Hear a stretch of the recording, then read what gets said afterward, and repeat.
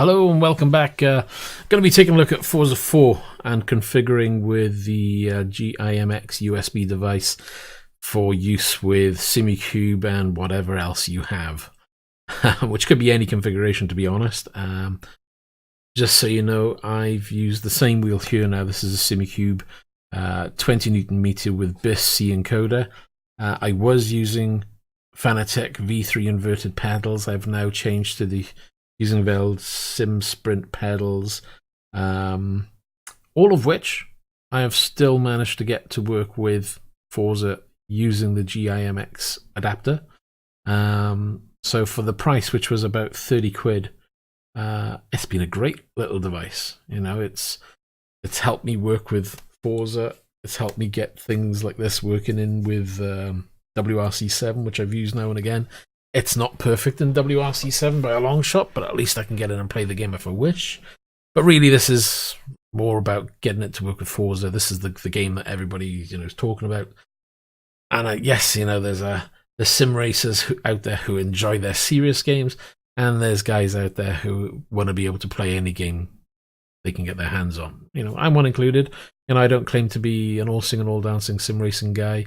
I enjoy my games, and I've got a nice device. I want to be able to use it with any race game that I see fit. And this helps me do it. So hopefully this will shine the light on how to do it.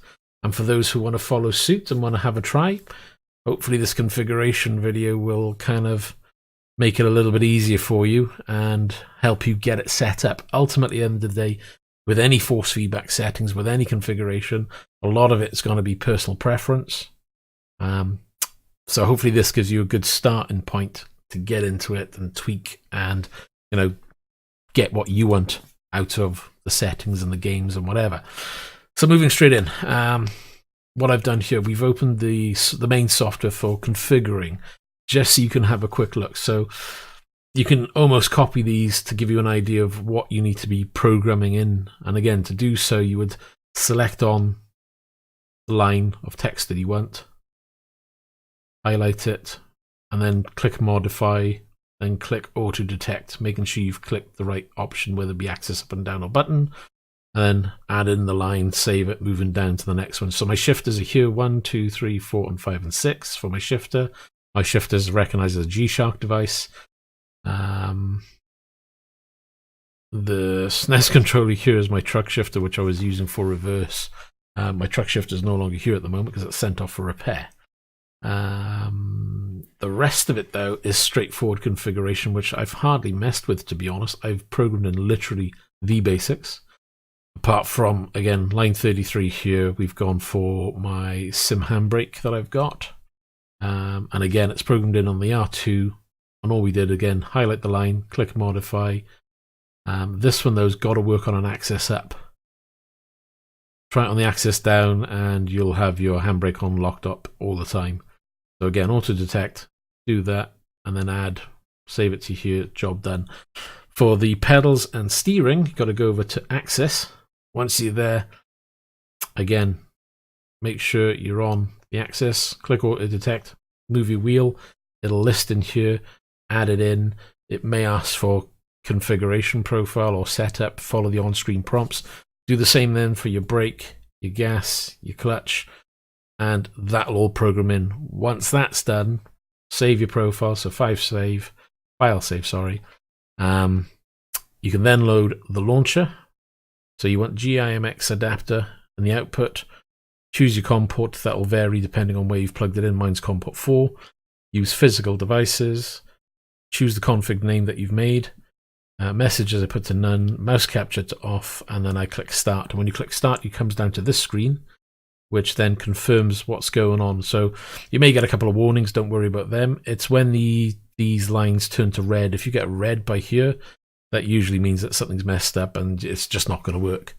So just close that window down, go back into your config and re-edit and make sure you get that to work.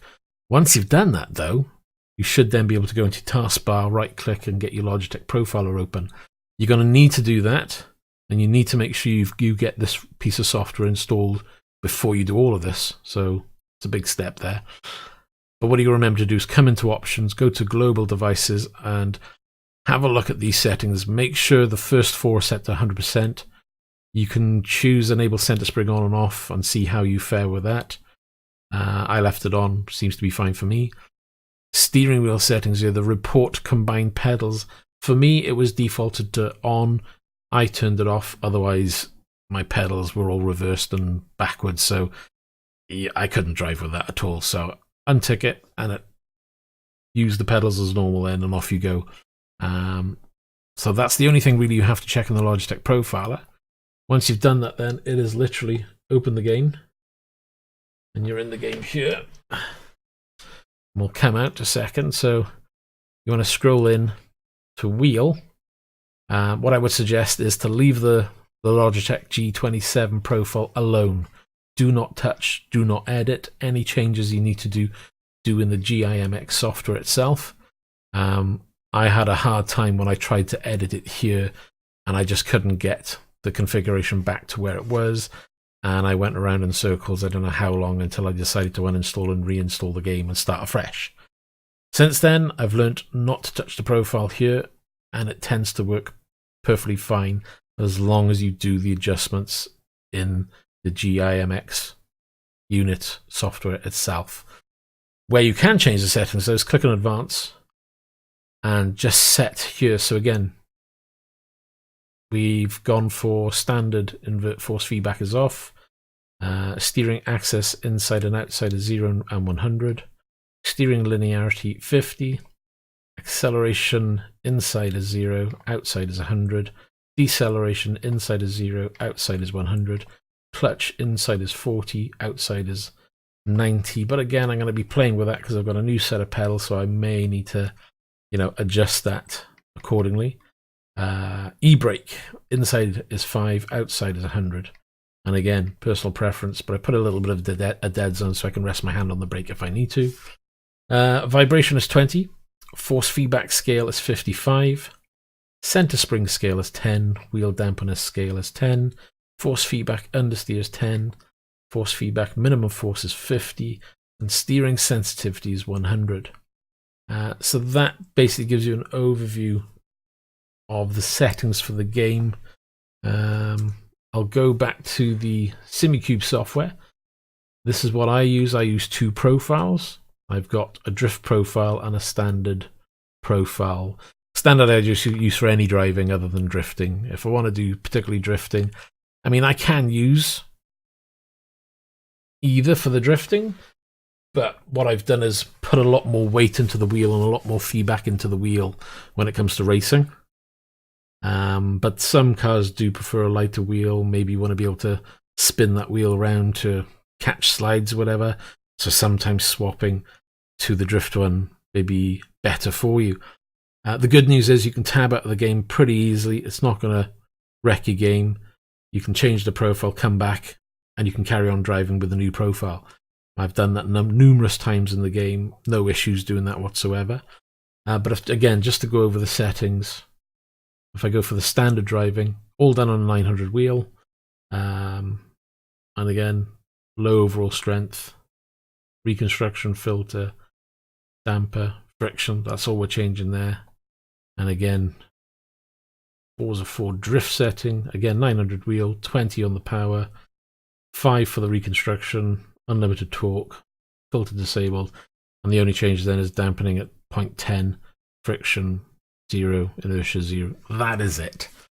Hopefully you'll find that of some use. It's literally meant as a starting. It's not claimed to be the perfect settings by any means. I'm far from a good racer at best. I just come and enjoy my games, and hopefully someone will find it of use. If you have found it of any use to you whatsoever, please leave a like and subscribe. If you enjoyed any of the videos I do, again, support the channel if you can. Leave a like and subscribe. That always helps us. And as always, guys, I'll see you in the next video. So take care. I need another drink, I think. See you now.